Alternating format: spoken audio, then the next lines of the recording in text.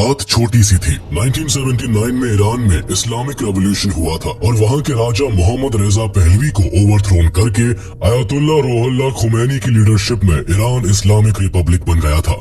Iran में mainly शिया लोग थे और इसके पड़ोसी अरब देशों में अधिकतर सुन्नी मुसलमानों का बसेरा था। इराक, कुवैत और सऊदी अरब जैसे देश ईरान में हुए इस इस्लामिक रेवोल्यूशन से डर गए और सबने मिलकर ईरान पर धावा बोलने का फैसला लिया। ऐसे में इराक के प्रेसिडेंट सद्दाम हुसैन आगे बढ़े और उन्होंने बाकी के अरब देशों के सपोर्ट से ईरान के खिलाफ युद्ध छेड़ दिया। लेकिन ये युद्ध 8 सालों तक बिना किसी कंक्लूजन के चलता रहा और फाइनली यूएन के इंटरवेंशन के बाद 1988 में सीज फायर के साथ खत्म हुआ। 8 सालों तक चली इस लंबी वॉर में इराक को बड़ा फाइनेंशियल लॉस हुआ और इराक की इकोनॉमी तबाह हो गई। इस वॉर के कारण इराक के फॉरेन एक्सचेंज रिजर्व्स खत्म हो गए और करीब $40 बिलियन का फॉरेन डेट इराक पर चढ़ गया, जिसमें ज्यादातर डेट कुवैत और सऊदी अरेबिया ने इराक को दिया था। लेकिन कुछ समय बाद सिचुएशंस ऐसी बनी कि कल तक इराक के साथ खड़े रहने वाले कुवैत और सऊदी अरेबिया अब इराक को ही आंखें दिखाने लगे और अपने पैसों के लिए इराक पर प्रेशर बनाने लगे, जिस कारण जल्दी ही इराक और कुवैत के बीच जंग छिड़ गई। जंग भी ऐसी जिसमें 1-2 नहीं बल्कि 35 देशों ने मिलकर एक साथ इराक को खदेड़ दिया और यहीं से सद्दाम हुसैन के बुरे वक्त की शुरुआत भी हो गई। आखिर कौन था सद्दाम हुसैन? क्यों सद्दाम हुसैन के साथ खड़े रहने वाले कुवैत और सऊदी अरेबिया ने उसका साथ छोड़ दिया था? कैसे सद्दाम हुसैन के राज में इराक एक बड़े क्राइसिस का शिकार बन गया और कैसे सद्दाम हुसैन की एक छोटी सी गलती की वजह से पूरा इराक एक गहरे संकट में चला गया। 28 अप्रैल 1937 में तिकरीत में मौजूद अवजा नाम के गांव में सद्दाम हुसैन का जन्म हुआ। जन्म से पहले ही इनके पिता अब्दुल माजिद की कैंसर से मौत हो गई थी। वहीं दूसरी ओर मात्र 12 साल की उम्र में ही इनके बड़े भाई भी कैंसर की वजह से चल बसे थे। इन दोनों ही हादसों के दौरान सद्दाम हुसैन अपनी मां सुबतुल्फा अल मुसल्लत के पेट में थे। अपने हालात से परेशान होकर इनकी मां ने अबॉर्शन करके सुसाइड करने की कोशिश की, लेकिन ये इस कोशिश में सक्सेसफुल नहीं रही। वहीं जब सद्दाम का जन्म हुआ तो इनके दिमाग से सुसाइड के सभी थॉट्स निकल गए और इनका मन बदल गया। हालांकि अभी भी खराब फाइनेंशियल कंडीशन के कारण ये अपने बच्चे को लंबे समय तक अपने पास रख नहीं पाई, जिस कारण उन्होंने सद्दाम को उसके मामा खैरल्लाह तल्फा को सौंप दिया। इनके मामा एक रिटायर्ड आर्मी ऑफिसर थे और तिकरित में इराकी नेशनलिस्ट पार्टी के लिए काम करते थे। लेकिन कुछ सालों बाद ही सद्दाम के मामा को इराक की प्रो ब्रिटिश गवर्नमेंट को कू करके ओवरथ्रो करने के आरोप में अरेस्ट कर जेल में डाल दिया गया। इसी कारण सद्दाम को वापस अपनी मां के पास जाना पड़ा। इन सब घटनाओं के बीच सद्दाम की मां ने दूसरी शादी इब्राहिम अल हसन से कर ली और इनके 3 बच्चे भी हुए। अपनी मां के पास रहते वक्त सद्दाम के सौतेले पिता ने सद्दाम को काफी टॉर्चर भी किया, जिसकी वजह से सद्दाम बचपन से ही एक अड़ियल और गुस्सेल प्रवृत्ति का व्यक्ति बनने लगा था। 10 साल की उम्र में सद्दाम को पता चला कि उसके मामा खैरल्लाह तल्फा को जेल से रिहा कर दिया गया है, जिसके बाद सद्दाम अपने सौतेले बाप से परेशान होकर तिकरित वापस चला गया, जहां उसने नेशनलिस्टिक हाई स्कूल में पढ़ाई की। उम्र के साथ साथ सद्दाम का अग्रेशन और उसकी रेवोल्यूशनरी सोच काफी बढ़ती चली गई। वहीं बड़े होने के साथ ही सद्दाम ने अरब सोशलिस्ट बाथ पार्टी को सपोर्ट करना शुरू कर दिया, जिस कारण 1957 में सिर्फ 20 साल की उम्र में सद्दाम को इराकी लॉ स्कूल से बाहर निकाल दिया गया। बाथ पार्टी उस समय इराक की मोस्ट रेडिकल नेशनलिस्ट पार्टी थी, जिसका गोल एंटायर अरब वर्ल्ड का यूनिफिकेशन करके एक सिंगल अरब स्टेट बनाने का था। स्कूल से निकाले जाने के बाद भी सद्दाम के मामा ने उसका साथ दिया और सद्दाम के पॉलिटिकल इंटरेस्ट को एक उड़ान दी। देखा जाए तो सद्दाम का पॉलिटिक्स में आना और पूरे इराक पर राज करना, इन सब का कारण सद्दाम के मामा ही थे। हालांकि आगे चलकर मामा भांजे का रिश्ता काफी खराब हो गया और पावर में आने के बाद सद्दाम हुसैन ने अपने मामा खैरल्लाह तल्फा को अपने खिलाफ साजिश रचने के आरोप में जेल भिजवा दिया, जिसके बाद 1958 में सद्दाम ने अपने मामा की ही बेटी साजिदा खैरल्लाह तल्फा से शादी कर ली। इस शादी से सद्दाम के 5 बच्चे हुए। 1950 तक पूरे मिडिल ईस्ट में क्रांति की लहर छाई हुई थी। इस क्रांति में इराक भी शामिल था। इस समय इराक के सोशलिस्ट ने हाई रैंक पॉलिटिकल पर्सनालिटीज और एलीट क्लास के खिलाफ लोगों को खड़ा करना शुरू कर दिया था। इसी दौरान Gamal Abdel Nasser Egyptian revolution और सुएज क्राइसिस के कारण मिडिल ईस्ट कंट्रीज के रेवोल्यूशनरीज के लिए एक इंस्पिरेशन बन गए थे, जिसमें सद्दाम हुसैन भी शामिल थे। अब सद्दाम हुसैन के जीवन में एक नया मोड़ आने वाला था। अरब सोशलिस्ट बाथ पार्टी ने नासिर के यूनाइटेड अरब रिपब्लिक के साथ जुड़ने का फैसला लिया, लेकिन उन दिनों इराक पर प्राइम मिनिस्टर अब्दुल करीम कासिम का राज था। उन्होंने 14 जुलाई 1958 को अपने साथी अब्दुल सलाम आरिफ के साथ मिलिट्री coup करके इराक के राजा फैजल II की सत्ता को ओवरथ्रो करके खुद प्राइम मिनिस्टर बन गए और आरिफ को commander in cheap and deputy prime minister बना दिया गया। इस मिलिट्री coup को 14 जुलाई रेवोल्यूशन के नाम से जाना गया, लेकिन प्राइम मिनिस्टर कासिम ने बाथ पार्टी के इस फैसले को निरस्त कर दिया। इसके बाद बाथ पार्टी में इस बात को लेकर मतभेद होने लगा, जिसके बाद कासिम इराकी कम्युनिस्ट पार्टी से मिल गए, जिसकी वजह से पार्टी के लोग कासिम के खिलाफ हो गए और इनके मर्डर का प्लान बनाने लगे। लेकिन इस पार्टी में ज्यादातर लोग या तो पढ़े लिखे प्रोफेशनल लोग थे या फिर स्टूडेंट्स थे, जिसके कारण ये तय करना मुश्किल हो रहा था कि कासिम के असैसिनेशन के लिए किन लोगों को चुना जाए। तभी सद्दाम ने ये काम अपने हाथों में ले लिया और असैसिनेशन के लिए ग्रुप को तैयार कर ट्रेनिंग देनी शुरू कर दी। कुछ दिनों बाद ही कासिम के मर्डर के लिए प्लान बनाया जा चुका था, जिसके मुताबिक 7 अक्टूबर 1959 को जब कासिम अल रशीद स्ट्रीट से गुजरता तो उस पर गोली चलाकर अटैक करना था। सद्दाम ने प्लान को एग्जीक्यूट करने के लिए पूरी तैयारी की हुई थी, लेकिन जब कासिम अल रशीद स्ट्रीट से गुजरा तो गोली तो चली पर कासिम बच गया। सद्दाम ने कासिम को मारने के लिए जो गोली चलाई थी वो कासिम के ड्राइवर को लग गई, जिससे ड्राइवर की मौत हो गई और कासिम बच गया। हालांकि गोलीबारी के बीच कासिम के शोल्डर और आर्म पर गोली लग गई थी, पर वो भागने में सफल रहा। वहीं दूसरी ओर अटैक के समय सद्दाम के पैर में भी गोली लग गई थी, जिससे सद्दाम भी घायल हो गया था। हालांकि सद्दाम के साथी मौके पर पहुंच गए और सद्दाम को फौरन वहां से ले गए। इस अटैक के बाद एक तरफ जहां सद्दाम लोगों के लिए एक बड़ा रेवोल्यूशनरी था, तो वही कासिम के लिए एक गुनहगार, जिस कारण सद्दाम और उसके साथियों की खोज की जाने लगी। असैसिनेशन प्लान में शामिल सद्दाम के सभी साथियों को पकड़कर एग्जीक्यूट कर दिया गया, लेकिन सद्दाम देश से भागने में सफल हो गया। वो पहले सीरिया और फिर इजिप्ट पहुंचकर वहीं रहने लगा। इजिप्ट में सद्दाम ने 1962 से लेकर 1963 तक पहले कायरो लॉ स्कूल में अपनी पढ़ाई पूरी की, जिसके बाद 8 फरवरी 1963 को इराक में एक और मिलिट्री coup होता है और अब्दुल करीम कासिम को सत्ता से ओवरथ्रो करके अब्दुल सलाम आरिफ को प्रेसिडेंट और अहमद हसन अल बकर को प्राइम मिनिस्टर बना दिया जाता है। इस coup को रमजान रेवोल्यूशन के नाम से जाना जाता है। अब्दुल सलाम आरिफ के प्रेसिडेंट बनते ही सद्दाम हुसैन वापस इराक चला आता है और बगदाद लॉ कॉलेज में एडमिशन लेकर अपनी पढ़ाई को कंटिन्यू रखता है। हालांकि इराक वापस लौटने के बाद सद्दाम ने एक और असैसिनेशन में पार्ट लिया, जिसके बाद सद्दाम को फिर से वांटेड घोषित कर दिया गया, पर इस बार सद्दाम भागने में असफल रहा और 1964 में फाइनली सलाखों के पीछे डाल दिया गया। जेल जाने के बाद भी सद्दाम शांत नहीं बैठा, वो जेल में भी पार्टी पॉलिटिक्स में एक्टिव रहा। यही नहीं, जेल में सद्दाम अपना अधिकतर वक्त अपने पसंदीदा लीडर्स को पढ़ने में लगा था, जिसमें हिटलर और स्टालिन जैसे तानाशाह शामिल थे। जेल में करीब 2 साल बिताने के बाद सद्दाम जेल से भागने में सफल रहा और दोबारा से पार्टी के कामों में जुट गया। सद्दाम के लगातार एफर्ट्स को देखते हुए इस बार बाथ पार्टी ने 1966 में सद्दाम को रीजनल कमांड का डेप्यूटी सेक्रेटरी बना दिया। डेप्यूटी सेक्रेटरी बनते ही सितंबर 1966 को सद्दाम ने बातिस सिक्योरिटी सर्विस की शुरुआत की, जिसका मेन मकसद सिर्फ अपने विरोधियों और ऑपोजिशन को सजा देना था। इस वक्त पार्टी सुरक्षा के नाम पर सद्दाम ने ओपोनेंट्स पर कई सारे टॉर्चर टेक्निक्स अपनाए, जैसे नाखून उखाड़ना, आंखों में सिगरेट डालना और उल्टा लटका कर मारना। ये टॉर्चर इस हद तक किए जाते थे कि विरोधी ये सब सहते सहते ही मर जाते थे। जुलाई 1968 में सद्दाम ने एक ब्लडलेस coup में हिस्सा लिया, जिसके कारण अब्दुल सलाम आरिफ को सत्ता से हटाकर अहमद हसन अल बकर को सत्ता में बिठाया गया, जो कि रिश्ते में सद्दाम के कजिन लगते थे। अहमद हसन अल बकर इराक के राष्ट्रपति बनते हैं और सद्दाम को पार्टी का डेप्यूटी चेयरमैन और वाइस प्रेसिडेंट घोषित कर दिया जाता है। 1960 से लेकर 1970 के दशक में सद्दाम एक सक्सेसफुल नेता के तौर पर पूरे इराक में लोगों के बीच जाने गए। इसी समय सद्दाम देश की कई अंदरूनी परेशानियों को भी ठीक करने में लगे रहे, साथ ही पार्टी रेपुटेशन को बढ़ाने में भी काफी मेहनत की। वहीं दूसरी ओर पूरे देश में कई मुद्दों को लेकर लोगों के बीच काफी तनाव का माहौल चल रहा था। एक तरफ शिया की सुन्नी से, अरब की कुर्द से, नोमैड्स की पेजेंट से और ट्राइबल चीफ्स की अर्बन मर्चेंट से लड़ाई चल रही थी, जिसे रोकने के लिए और हालत को सुधारने के लिए सद्दाम हुसैन ने काफी कठोर कदम उठाए। इसके साथ ही सद्दाम ने अपने देश को मजबूत करने की भी लगातार कोशिशें की।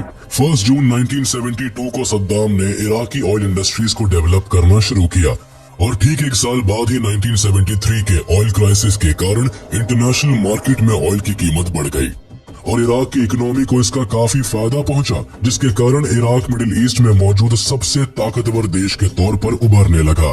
सद्दाम हुसैन ने अपने देश को डेवलप करने के लिए कई पॉलिसीज बनाई, जिसमें इराकी लोगों के लिए मुफ्त पढ़ाई, इंफ्रास्ट्रक्चर डेवलपमेंट, इराकी सोल्जर्स और उनके फैमिली को हर तरह से सपोर्ट किया जाने लगा। इन सब के अलावा सद्दाम ने एग्रीकल्चर सेक्टर और हॉस्पिटल्स पर भी ध्यान दिया, जिस कारण इन दोनों ही सेक्टर को अच्छा बूस्ट मिला। इराक में लगातार डेवलपमेंट करने के कारण उस समय यूनेस्को ने सद्दाम हुसैन को अवार्ड से भी सम्मानित किया था। वहीं 1970 से लेकर 1980 तक इराक में मौजूद ऑयल इंडस्ट्रीज के रेवेन्यू एंड डेवलपमेंट के कारण से इराक को काफी फायदा हो रहा था। डेवलपमेंट को देखते हुए इराक के लोगों का भी अपनी सरकार पर भरोसा बढ़ने लगा था। लोग सद्दाम के किए गए कामों को सराह रहे थे, लेकिन उन्हें इस बात की खबर नहीं थी कि इस ऑयल इंडस्ट्री से जनरेट होने वाले रेवेन्यू को सद्दाम वेपन्स एंड आर्मी पर खर्च कर रहा था। एक तरफ सद्दाम इराक को डेवलप कर रहा था, तो वहीं दूसरी ओर लाखों लोगों को मौत के घाट उतार रहा था। देखा जाए तो इसने एक नहीं कई जेनोसाइड अटेम्प्ट्स किए, जिस कारण लोग आज भी इसे हिटलर से कंपेयर करते हैं। आपको जानकर हैरानी होगी कि सद्दाम ने न केवल जुर्म करने वालों को बल्कि अपने खिलाफ खड़े हर इंसान को चुन चुन कर मरवाना शुरू कर दिया था। 27 जनवरी 1969 को इराक अथॉरिटीज ने 14 इराकीज को ईरान का स्पाई बताकर फांसी पर चढ़ा दिया। फांसी पर चढ़ाए गए 14 लोगों में 9 जूस, 3 मुस्लिम्स और 2 क्रिश्चियंस थे। सद्दाम के इस फैसले के पीछे इराक की मेजर पॉपुलेशन का सपोर्ट लेना था, जो उन्हें आगे चलकर मिला भी। 1982 में सद्दाम हुसैन ने इराक के शाइट टाउन ऑफ डुजैल के करीब 160 लोगों को मरवा दिया था। उसे लगता था कि इन लोगों ने ही उस पर असैसिनेशन अटेम्प्ट्स किए हैं। ये सभी क्राइम तो फिर भी सद्दाम के बाकी क्राइम्स के आगे छोटे थे, क्योंकि सद्दाम ने कुर्द लोगों के साथ जो किया वो वाकई दिल दहला देने वाला था। सद्दाम ने 1986 से लेकर 1989 तक नॉर्थ इराक में कुर्द लोगों के खिलाफ एक जीनोसाइडल कैंपेन में करीब 1,82,000 कुर्द लोगों को या तो पॉइजनस गैस देकर मरवा दिया या गायब करवा दिया। साथ ही करीब 3 लाख कुर्द्स को ईरान डिपोर्ट करवा दिया गया। इसके साथ ही ईरान इराक वॉर के समय जब Iraqi base Kurdistan democratic party ने ईरान के साथ एलाइंस बना ली थी, तो सद्दाम ने क्लान और उसके लीडर मसूद बरजानी को पनिश करने की साजिश रची, जिसमें करीब 5,000 लोगों को मौत के घाट उतार दिया गया। मरने वाले में कई बच्चे 10 साल के भी नहीं थे, लेकिन सद्दाम को इन सब से कोई फर्क नहीं पड़ा। सद्दाम के किए गए डेवलपमेंट्स के कारण अब पूरे देश की जनता अहमद हसन अल बकर के नाम की माला जपने की जगह सद्दाम हुसैन के नाम की माला जप रही थी, और इस वजह से अल बकर को सद्दाम से परेशानी होने लगी, जिस कारण उसने जनता की नजरों में सद्दाम हुसैन को नीचे गिराने के लिए सीरिया से हाथ मिला लिया। लेकिन सद्दाम हुसैन ने ये चाल उल्टी कर दी और अल बकर को अपनी कुर्सी छोड़नी पड़ी, जिसके बाद 16 जुलाई 1979 को सद्दाम हुसैन इराक के प्रेसिडेंट बन जाते हैं और इराक सद्दाम हुसैन की मुट्ठी में आ जाता है। राष्ट्रपति बनने के एक हफ्ते के अंदर ही सद्दाम ने बाथ पार्टी की एक कॉन्फ्रेंस रखी, जहां उसने क्रूरता का सबसे पहला उदाहरण पब्लिक के सामने पेश किया। इस कॉन्फ्रेंस को अटेंड करने आए 250 पार्टी मेंबर्स में से 68 ओपोनेंट्स को गद्दार बताकर पार्टी से बाहर निकलवा दिया और 22 लोगों को मरवा दिया गया। अगस्त 1979 तक सद्दाम ने अपने सभी विरोधियों को या तो जान से मरवा दिया या फिर उन्हें जेल में डलवा दिया। सद्दाम के इस तरह के फैसलों को देखकर जो जनता उसे हीरो समझ रही थी, अब वही लोग इसे जल्लाद समझने लगे। लगातार सद्दाम के ब्रूटल स्टेप्स के कारण उसे अपनी सिक्योरिटी का भी खास ख्याल रखना पड़ा। सद्दाम की सिक्योरिटी के लिए एक से बढ़कर एक इंतजाम किए गए, कई रूल्स बनाए गए, जिनमें एक रूल ऐसा भी था कि सद्दाम का जनरल जब भी उससे मिलने के लिए आता तो सबसे पहले जनरल की फुल प्रूफ चेकिंग होती, जिसमें उसके कपड़े उतरवा कर चेक किए जाते और फिर उन्हीं कपड़ों को वॉश करने के बाद जनरल को सद्दाम से मिलने की परमिशन दी जाती। यही नहीं, सद्दाम के खाने पीने का भी खास ख्याल रखा जाता था। सद्दाम को डर था कि कहीं कोई उसके खाने में पॉइजन न मिला दे। इस कारण सद्दाम के खाना खाना खाने से पहले शेफ का बेटा खाने को चखा करता था। यही नहीं, सद्दाम की सिक्योरिटी इतनी जबरदस्त थी कि सद्दाम के रहने के लिए एक नहीं बल्कि कई पैलेसेस बनाए गए, जिनमें सद्दाम के बॉडी डबल्स रहा करते थे। इन बॉडी डबल्स को भी सद्दाम की तरह ही स्पेशल ट्रीटमेंट दिया जाता था, जिससे कोई पता ना लगा सके कि असल में असली सद्दाम कौन है। 1979 वो वक्त था जब खाड़ी देशों में आपसी युद्ध की स्थिति बन गई थी। इन्हीं दिनों ईरान में हो रहे इस्लामिक रेवोल्यूशन की वजह से 25 साल से राज कर रहे वहां के राजा मोहम्मद रेजा पहलवी को अपनी कुर्सी छोड़नी पड़ी और अयतुल्ला रुहुल्लाह खुमैनी की लीडरशिप में ईरान इस्लामिक रिपब्लिक बन गया। ईरान में हुए इस इस्लामिक रेवोल्यूशन के कारण ईरान के पड़ोसी देश जैसे कुवैत, सऊदी अरेबिया और इराक डर गए, क्योंकि ईरान में शिया कम्युनिटी के लोग ज्यादा थे, जिनकी तादाद बाकी की अरब कंट्रीज में कम थी। इन कंट्रीज को ऐसा लगने लगा था कि इस रेवोल्यूशन के कारण उनके देश की शिया कम्युनिटी कहीं भड़क ना जाए और उनकी सत्ता खतरे में ना आ जाए। ऐसे में सद्दाम को कई देशों ने प्रोवोक किया, जिसमें सबसे आगे कुवैत और सऊदी अरेबिया खड़े थे। सद्दाम हुसैन को भी ऐसा लगने लगा था कि शायद वो ईरान पर हमला करके 1975 में अल्जियर्स एग्रीमेंट के कारण खोई हुई अपनी जमीन को वापस अपने कब्जे में कर सकता है। इसी सोच के साथ सद्दाम हुसैन ने कुवैत और सऊदी के सपोर्ट से ईरान पर हमला कर दिया। वॉर के शुरू होने के कुछ दिन पहले ही सद्दाम ने अपने देश की शिया कम्युनिटी के बड़े मिनिस्टर्स को मरवा दिया था, जिनसे उन्हें इस इस्लामिक रेवोल्यूशन में खतरा था। सद्दाम ने सोचा था कि अभी अभी हुए इस्लामिक रेवोल्यूशन से ईरान इतना मजबूत नहीं होगा कि वो इराकी सेना का मुकाबला कर सके और इस वजह से इराक युद्ध आसानी से जीत जाएगा। इसके अलावा उन दिनों इराक विश्व की चौथी सबसे बड़ी सेना थी। शायद इसी वजह से सद्दाम हुसैन ने इराक में अपनी आसान जीत की उम्मीद लगा ली थी, लेकिन हुआ इसका उल्टा। अयतुल्ला रुहुल्लाह खुमैनी के कहने पर ईरान का हर एक व्यक्ति इस युद्ध में भाग लेने सड़कों पर उतर पड़ा। जिस युद्ध को सद्दाम ने कुछ हफ्तों की लड़ाई समझा था, वो अब खत्म होने का नाम ही नहीं ले रही थी। ईरान इराक की ये लड़ाई लगभग 8 सालों तक चली, जिसमें इराक को ईरान की 1 इंच जमीन भी नहीं मिली, बल्कि इराक पर करोड़ों का कर्जा हो गया।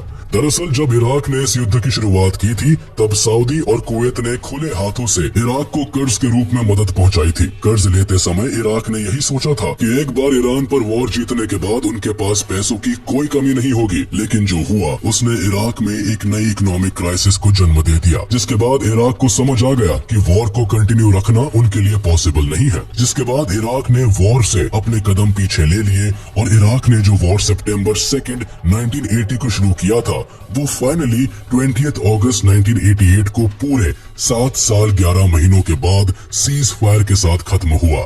सद्दाम हुसैन इस वॉर को इसलिए भी नहीं जीत पाया क्योंकि ईरान के पास फोर्सेस के अलावा उस समय उनके लोग भी खड़े थे, जो इराक से किसी भी हाल में हार नहीं मान रहे थे। इस वॉर में अमेरिका भी इराक को वेपन्स प्रोवाइड करने में मदद कर रहा था। वहीं कुवैत और सऊदी अरेबिया इराक की जीत के लिए फाइनेंशियली सपोर्ट कर रहे थे। अब सालों चली इस लड़ाई में हर मुमकिन कोशिश करने के बाद भी रिजल्ट किसी के भी फेवर में नहीं आया और यूएन ने 20 अगस्त 1988 को दोनों ही देशों के बीच सीज फायर एग्रीमेंट करवाया। इस 8 सालों की वॉर में इराक को काफी नुकसान पहुंचा और लाखों मासूमों की जानें चली गई। यही नहीं, 16 मार्च 1988 को सद्दाम ने अपने ही देश के कुर्दिश मुसलमानों पर जहरीली गैस का इस्तेमाल करवाया, जिसका नतीजा ये निकला कि गैस के कारण करीब 10,000 के आसपास लोग मारे गए और जो बचे वो जिंदगी भर के लिए अपाहिज हो गए। सद्दाम के इस तरह के व्यवहार के कारण जब यूएन ने सद्दाम से सवाल जवाब किए, तो अपनी सफाई में सद्दाम ने साफ कर दिया कि मारे गए सभी लोग इराक के खिलाफ ईरान के लिए जासूसी कर रहे थे, जिस कारण उन्हें ऐसा कदम उठाना पड़ा। सद्दाम के स्टेटमेंट से ईरान और इराक के बीच बात और भी बिगड़ती गई। ईरान के साथ वॉर खत्म होने के बाद इराक पर भारी कर्जा था। इराक में लोगों के पास न खाने के लिए खाना था, न मेडिकल सुविधाएं थी और न ही उनके पास रहने के लिए घर बचा था। वॉर के एंड तक इराक में आर्थिक संकट अपनी चरम सीमा पर पहुंच गया था। 8 साल के इस युद्ध के दौरान इराक की आर्थिक स्थिति काफी खराब हो गई थी और उन्हें अपने देश को वापस से ट्रैक पर लाना था, जिसके लिए इराक ने अपने सभी पड़ोसी देशों से कर्जा माफी की गुहार की थी। साथ ही सद्दाम हुसैन ने कुवैत और सऊदी जैसे देशों से अपील की कि वो लोग कच्चे तेल को एक निश्चित मात्रा में प्रोड्यूस करे, जिससे कि इंटरनेशनल मार्केट में क्रूड ऑयल की कीमत बढ़े और इस तरह इराक दोबारा से अपनी इकोनॉमी को फिर से पटरी पर ला सके। इसके साथ ही इराक ने कुवैत को खास कर कहा कि उनके सीमावर्ती इलाकों में कुवैत इराक के तेल के कुओं से ऑयल प्रोड्यूस करना बंद कर दे।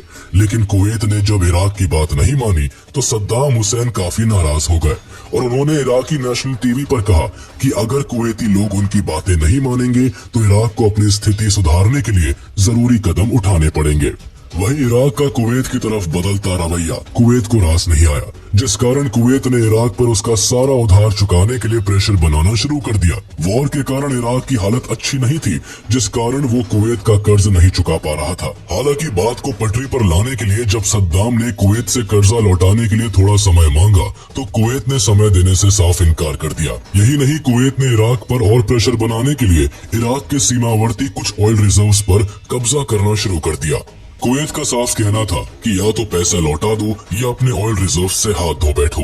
कुवैत के लगातार ऑयल रिजर्व्स पर कब्जे के कारण सद्दाम ने बातचीत से सब ठीक करने की कोशिश की, लेकिन इससे भी कोई फायदा नहीं हुआ, जिसके बाद फाइनली सद्दाम ने स्ट्रिक्ट कदम उठाते हुए 2 अगस्त 1990 को कुवैत पर हमला कर दिया। इन सभी रीजंस के अलावा भी सद्दाम हुसैन का कुवैत पर हमला करने के कई कारण थे।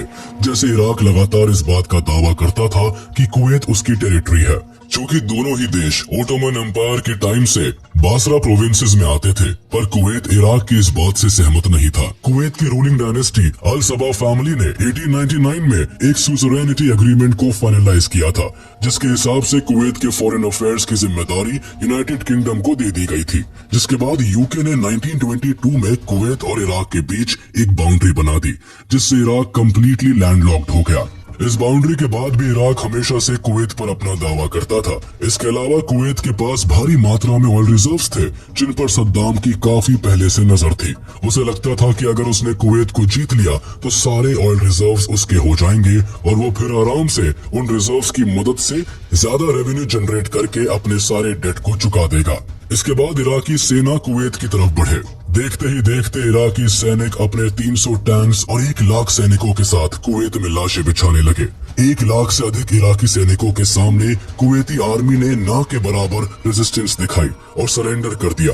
इराकी सैनिकों को सद्दाम की ओर से आदेश था कि वो सीधे कुवैत सिटी को कैप्चर करे और वहां की रॉयल फैमिली को बंदी बना ले। लेकिन इसके पहले कि इराकी सैनिक वहां पहुंचते, कुवैत की रॉयल फैमिली और उनके मिनिस्टर्स सऊदी अरब में भागकर शरण ले चुके थे।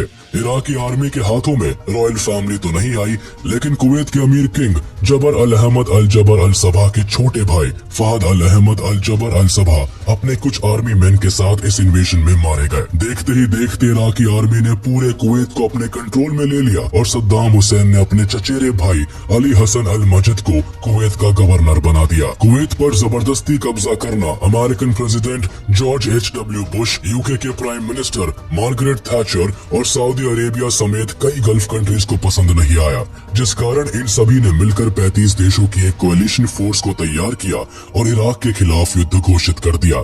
इस कोएलिशन फोर्स को अमेरिका लीड कर रहा था। 6 अगस्त 1990 को United nation security council resolution 661 पास करता है और इराक के साथ सभी ट्रेड को बैन कर देता है। इसके साथ ही यूएन ने अपने सभी मेंबर कंट्रीज से कुवैत के एसेट्स एंड लेजिटिमेट गवर्नमेंट को प्रोटेक्ट करने के लिए अपील करता है। हालांकि इससे इराक को कुछ खास फर्क नहीं पड़ता, जिसके रिस्पॉन्स में अमेरिका ने 7 अगस्त 1990 को ऑपरेशन डेजर्ट शील्ड लॉन्च कर अमेरिकन आर्मी, नेटो और अरब कंट्रीज के हजारों सैनिक सऊदी अरेबिया पहुंचकर मिलिट्री बिल्डअप करना शुरू कर देते हैं। देखते ही देखते सऊदी में 1 लाख सैनिक पहुंच जाते हैं। इस दौरान भी ज्यादा कुछ नहीं बदलता है और इराक कुवैत से विड्रॉ नहीं करता है। 17 जनवरी 1991 को कोएलिशन फोर्सेस की ओर से ऑपरेशन डेजर्ट स्टॉर्म लॉन्च किया जाता है और एयर बॉम्बिंग करके इराक की सभी बड़ी सिटीज, बिजनेस सेंटर्स, सड़कें, ब्रिजेस सबको बर्बाद कर देता है। इस हमले के दौरान इराक के हजारों मासूमों की जान चली गई और इराक की बची हुई इकोनॉमी पूरी तरह से तहस नहस हो जाती है। 17 जनवरी 1991 से लेकर 28 फरवरी 1991 तक चले इस ऑपरेशन में इराक पूरी तरह बर्बाद हो गया और कुवैत से विड्रॉ करने के लिए राजी हो गया। हालांकि ये विड्रॉल अब इराक के लिए काफी मुश्किलें लेकर आने वाला था। कुवैत से निकलते हुए इराकी सैनिकों ने कुवैत के 950 से ज्यादा तेल के कुओं में आग लगा दी और उनके सैकड़ों ऑयल स्टोरेज यूनिट्स को भी बर्बाद कर दिया। इस युद्ध के बाद कई देशों ने इराक से अपने सारे रिलेशंस खत्म कर लिए और इराक घुटनों के बल गिर गया। कुवैत पर अटैक करना इराक को काफी भारी पड़ा। इराक फिर से दोबारा युद्ध ना करे, इसके लिए अमेरिका ने इराक के सारे बेसिस, वेपन्स और वॉर रिसोर्सेज को जलाकर खत्म कर दिया। यहाँ के एटम रिसर्च सेंटर को भी उड़ा दिया गया। कुल मिलाकर करीब 2,63,000 इराकी सोल्जर्स इस वॉर के चलते बैडली अफेक्ट हुए। सोल्जर्स के अलावा सिविलियंस को भी इस वॉर ने काफी अफेक्ट किया। कई लोगों को अपनी जान गंवानी पड़ी, कई जिंदगी भर के लिए अपाहिज हो गए, तो वहीं कई लोगों को प्रिजनर्स ऑफ वॉर के तौर पर बंदी बना लिया गया। इस वॉर में करीब 11 मिलियन बैरल ऑयल गल्फ में स्प्लिट हो गया, जिस कारण मरीन लाइफ और वाइल्ड लाइफ को काफी नुकसान झेलना पड़ा। करीब 80 ऑयल टैंकर्स और शिप्स भी गल्फ के समंदर में डूब गए, जिससे गल्फ इकोसिस्टम में भारी पॉल्यूशन फैल गया। साथ ही इराक ने पीछे हटते समय कुवैत के करीब 600 ऑयल वेल्स में आग लगा दी, जिससे ग्लोबली एनवायरनमेंट को काफी नुकसान पहुंचा। हालांकि फिर भी सद्दाम इराक के तानाशाह बने रहे और इराक को दोबारा से खड़ा करने की कोशिश में लगे रहे। 11 सितंबर 2001 को ओसामा बिन लादेन की लीडरशिप में इस्लामिक एक्सट्रीमिस्ट ग्रुप अल कायदा अमेरिका के ऊपर डेडलीस्ट टेररिस्ट अटैक्स करता है और अमेरिका के इतिहास को हमेशा हमेशा के लिए बदल कर रख देता है। कुछ समय बाद American president George W Bush Saddam Hussain के ऊपर वेपन्स ऑफ मास डिस्ट्रक्शन का इल्जाम लगाकर इराक को इन्वेड करते हैं। इस फैसले से इराकी जनता भी काफी खुश थी, क्योंकि कहीं न कहीं ये लोग भी सद्दाम हुसैन की तानाशाही से परेशान हो चुके थे। इस बीच सद्दाम हुसैन दुनिया की नजरों से छुपकर अंडरग्राउंड हो गया। लाख कोशिशों के बाद भी सद्दाम अब तक यूएस आर्मी के हाथ नहीं लगा था, जिस कारण इराक के अदवार टाउन में आखिरी कोशिश करने के बाद अमेरिकन आर्मी ने इराक से रवाना होने का प्लान बना लिया था, जिसके लिए हेलीकॉप्टर सारे सोल्जर्स को वहां से ले जाने आया। लेकिन तभी यूएस के एक सैनिक ने कुछ महसूस किया। उसे लगा कि जिस फर्श पर वो और बाकी के सोल्जर्स खड़े हैं वो फर्श अंदर से शायद खोखली है, और उसका ये शक यकीन में तब बदल गया जब उसने जमीन पर पड़ी लकड़ियों के टुकड़ों को लात मारकर एक छोटे से छेद को देखा। तो उसने पाया कि वो एक बंकर के ऊपर खड़ा है, जिसमें सद्दाम जैसी शक्ल का एक आदमी हाथ में बंदूक लेकर खड़ा है और उसका निशाना बाहर की ओर है। ये देखकर तुरंत ही उस सैनिक ने अपने बाकी के सोल्जर्स को खबर दी, जिसके बाद सभी सोल्जर्स ने इकट्ठा होकर उस बंकर को खोला। बंकर खोलकर जब सबने अंदर देखा तो उसे सद्दाम हुसैन काफी खराब हालत में खड़ा दिखाई दिया। अमेरिकी सोल्जर्स ने सद्दाम को बाहर निकाला। एक वक्त पर काफी वेल ड्रेस्ड और शाही तरीके से रहने वाला सद्दाम किसी लावारिस की तरह दिख रहा था। उसने महीनों से शेव नहीं की थी और काफी कमजोर और थका हुआ भी था। सद्दाम को गिरफ्तार कर सीधे यूएस बेस में ट्रांसफर कर दिया गया, जहां वो 30 जून 2004 तक रहा। इसके बाद सद्दाम को ट्रायल्स के लिए ऑफिशियली इंटरिम इराकी गवर्नमेंट को सौंप दिया गया, जिसके बाद सद्दाम पर लगातार हियरिंग्स हुई और फाइनली सद्दाम को सजा सुनाई गई। कई इल्जामों को ध्यान में रखते हुए सद्दाम को कोर्ट ने सेंटेंस टू डेथ की सजा सुनाई और 30 दिसंबर 2006 को सद्दाम हुसैन को फांसी पर लटका दिया गया। इस तरह 25 सालों तक इराक पर राज करने वाले तानाशाह का अंत हुआ। हालांकि फांसी को लेकर दुनिया भर के लोगों की अलग अलग राय थी। कोई सद्दाम को एक हीरो तो कोई विलन के तौर पर देखता था। किसी के लिए सद्दाम का दुनिया से जाना एक खुशखबरी थी, तो कोई सद्दाम के न रहने का मातम मना रहा था। वैसे इराक की जनता की राय ली जाए तो उनके हिसाब से 1970 के टाइम पर सद्दाम हुसैन ने जो कुछ भी इराक और उसकी जनता के लिए किया वो यादगार है। सद्दाम ने इस समय इराक के डेवलपमेंट के लिए काफी मेहनत की, जिस कारण 1970 का समय इराक के लिए एक गोल्डन पीरियड था। लेकिन इसके बाद सद्दाम का जो रूप देखने को मिला वो खतरनाक था। कुल मिलाकर सद्दाम हुसैन को पावर की भूख ने गलत बना दिया था, वरना इराक के लोगों के अनुसार सद्दाम हुसैन कई मामलों में बाकी के आए हुए सभी राष्ट्रपति से बेहतर